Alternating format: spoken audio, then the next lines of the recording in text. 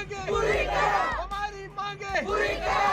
Baramulla administration, Baramulla administration, DC Baramulla, DC हमारे मांगे power को, पावर को, पावर को।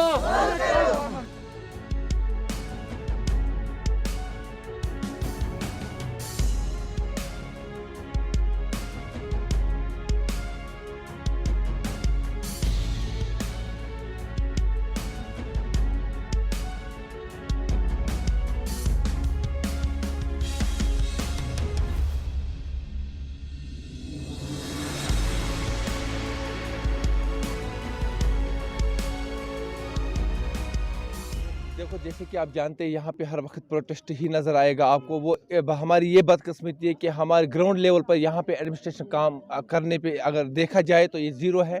यहाँ के लोगों को बहुत सारे मसाइल हैं। अगर छोटी सी बात करें, बिजली का मसला है, कहीं ड्रेनेज का मसला होता है, इस पर अभी ये कंप्लीट नहीं हो पाया। यहाँ पे जो न्यू कॉलोनी अलमदार कॉलोनी इसको बोलते हैं, यहाँ के लोगों ने हमें बुलाया और ये 2 साल से इस ट्रांसफार्मर के पीछे अभी तक इनका मसला हल नहीं हो पाया। कल भी ये डिप्टी कमिश्नर के पास गए थे, बदकिस्मती से डिप्टी कमिश्नर साहब ने बोला हमारे पास फंड्स अवेलेबल नहीं है। ये इनको फंड्स कहाँ से लाना है, हमें बताए, हम जाएंगे। हम फिर क्यों जाएंगे डिप्टी कमिश्नर साहब के पास? हम तो श्रीनगर में जाएंगे, हम एलडी साहब का दरवाज़ा खटखटाएंगे। लिहाजा हमारी गुजारिश है, अगर इन्होंने दो दिन तक ट्रांसफार्मर यहाँ नया नहीं दे दिया तो आने वाले कल में हम पूरे रोडों पर आ जाएंगे। इसकी जिम्मेदार एडमिनिस्ट्रेशन होगी।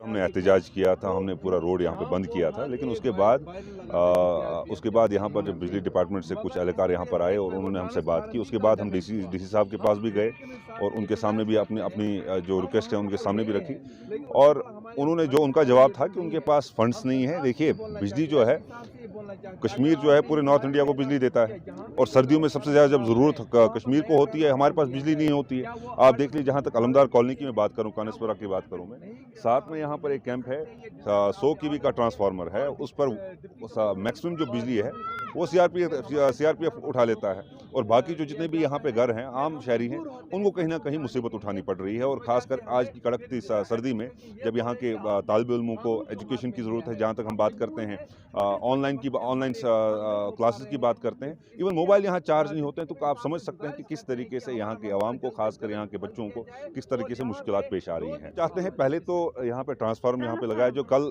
यहाँ पे ट्रांसफार्मर उठाया गया है, लेकिन 250 kV की यहाँ डिमांड है।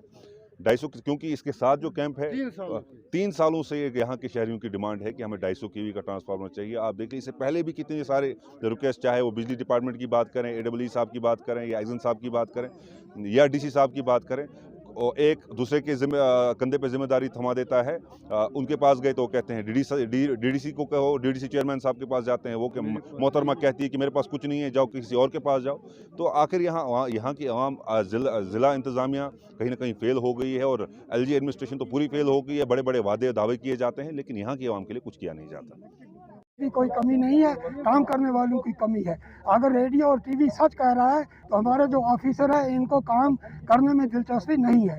अगर इनको काम करने में दिलचस्पी है और इनके पास फंड्स नहीं है, तो ये जो मीडिया है या हमारे सरबराह हैं गवर्नर के, हमें मालूम नहीं है, समझ नहीं आता है कि ये जो सरकारी अथॉरिटीज़ हैं, बड़े ऑफिसर्स हैं, ब्यूरोक्रेट्स हैं, ये हमें क्यों आजमा रहे हैं, हमें क्यों मुसीबत में डाल रहे हैं। और हर आए दिन जब हम इनके पास करते हैं, इनका लहजा मजाकिया होता है, ये हमसे सीरियसली बात भी नहीं करते।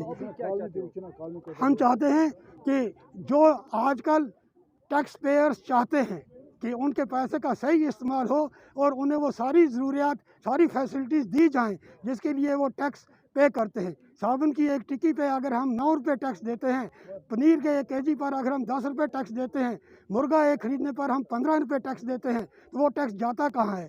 अगर एक आदमी अपनी गाड़ी में 10 लीटर तेल डालता है तो वो 360 रुपये गवर्नमेंट को टैक्स देता है। ये पैसे जाते कहाँ हैं? हमारे पैसे का हम पे अगर इसका रीयूज़ नहीं होगा, हम पे ये फैसिलिटीज़ नहीं मिलेंगी जो दूसरी कॉलोनीज़ को मिल रहे हैं, हम तो हर बार सरापा एहतजाज होंगे।